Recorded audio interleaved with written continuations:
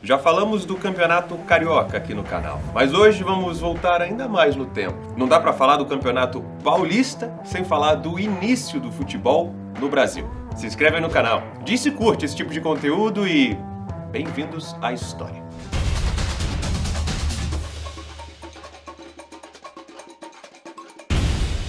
Imagina a cena. Você vai pra Inglaterra estudar e descobre um jogo diferente. Um esporte legal, divertido, competitivo. Joga e se apaixona. Então você pensa, peraí, isso não tem no meu país, tem? Vou mostrar para os meus amigos. Bem, foi mais ou menos assim que o futebol foi iniciado no Brasil. Bem mais ou menos. Quando Charles Miller voltou ao Brasil em 1894, desembarcando no Porto de Santos, trouxe da Inglaterra um livro de regras do futebol, 2 bolas, uma bomba de ar para enchê-las, um par de chuteiras e 2 camisas de times que defendeu por lá. Literalmente como dono da bola, foi como uma criança que não podia ficar de fora. Reuniu o pessoal, mostrou tudo como funciona e já foi jogando.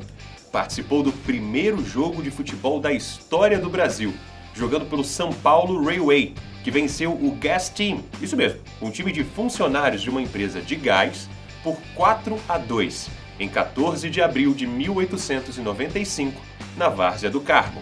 E Charles foi o responsável pela criação do primeiro torneio de futebol no Brasil. Em 14 de dezembro de 1901, é fundada a Liga Paulista de Futebol, composta inicialmente por 5 equipes: São Paulo Athletic, Internacional, Mackenzie, Germânia e Paulistano. Entre abril e outubro de 1902, foi realizado o primeiro campeonato paulista. O São Paulo Athletic Club foi o campeão e o próprio Charles Miller, o artilheiro, com 10 gols. Aqui no Brasil, diferente da Argentina e do Uruguai, o futebol era restrito às elites em seus primeiros momentos. Nos anos seguintes, a popularidade do futebol foi crescendo. O Paulistano, uma equipe composta pelos filhos das famílias mais ricas de São Paulo, se tornou a equipe mais forte do estado. Mas isso tudo mudou depois que um time de Londres apareceu por aqui. O Corinthians, uma equipe amadora, fez uma turnê em São Paulo e no Rio de Janeiro. Eles venceram facilmente os melhores times brasileiros da época e fez com que os jovens se encantassem ainda mais pelo esporte. Pouco tempo depois, um grupo de trabalhadores inspirou-se neles e fundou o primeiro time popular da cidade, o Corinthians.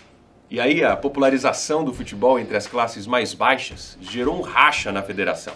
Os diretores defendiam que o futebol deveria continuar sendo o esporte das elites.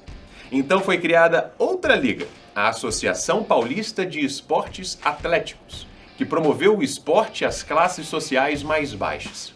Essa liga contava com Corinthians, Palestra Itália, o atual Palmeiras, que era uma nova equipe composta por imigrantes italianos, e o Paulistano. Depois que a Liga Paulista de Futebol encerrou suas atividades e a APEA permaneceu sendo a única liga em São Paulo, o futebol paulista cresceu de vez.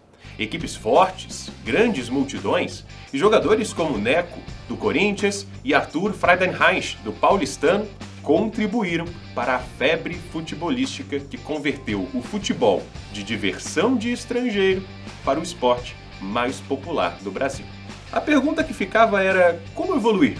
O debate agora é acerca da profissionalização ou não do futebol. Profissionais integrais ou diversão amadora? O Paulistano, recordista de títulos da época, recusou-se a tornar-se profissional e criou em 1925 a Liga dos Amadores de Futebol. Por 3 temporadas, o futebol paulista teve 2 campeonatos estaduais paralelos, até a desintegração da Liga de Amadores em 1930. A competição entre as 2 ligas alimentou a expansão do número de times e clubes do interior do estado começaram então a aderi-las. A partir de 1930, com a queda dessa liga e o encerramento das atividades do Paulistano, uma nova era do futebol paulista começou. Os jogadores tornaram-se profissionais quando a Liga Bandeirante de Futebol foi criada. Corinthians e Palestra Itália assumiram suas posições como os times mais fortes e populares do estado.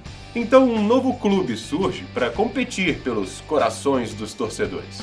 Alguns que vieram do Paulistano para formar o São Paulo Futebol Clube, a terceira força da cidade. O Paulistão de 1933 entrou para a história do futebol brasileiro por ter sido o primeiro campeonato estadual profissional e a segunda competição da era do profissionalismo do futebol no Brasil.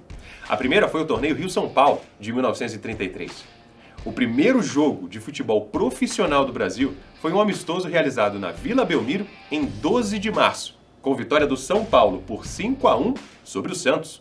E Arthur Friedenreich, ironicamente um contrário à profissionalização, fez o primeiro gol remunerado da história do futebol brasileiro.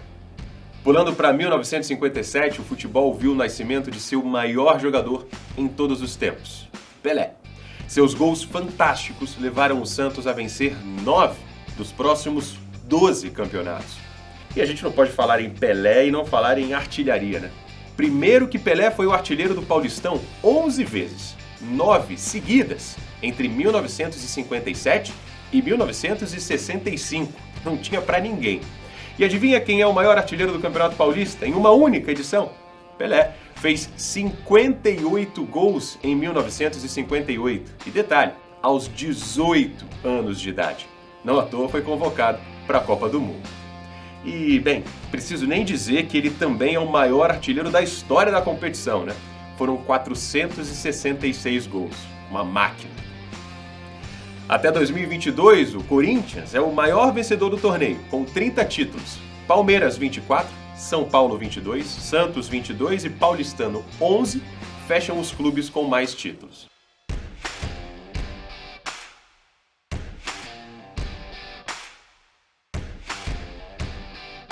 Vamos a algumas curiosidades sobre o Paulistão? O maior público do campeonato foi entre Corinthians e Ponte Preta, em 1977 no Morumbi, 146.082 torcedores. E a gente não pode terminar esse vídeo sem contar o caso da moeda que caiu em pé. O ano era 1936 e o São Paulo ia mal das pernas, cheio de dívidas, inclusive treinava na várzea e havia fechado as portas pouco tempo antes. As coisas mudaram com a chegada de Leônidas ao time, em 1942. Mas na reunião do Conselho Arbitral para a definição das regras para o Paulista de 1943, alguém teria decretado: basta jogar uma moeda no ar para definir se o campeão vai ser o Corinthians ou o Palmeiras.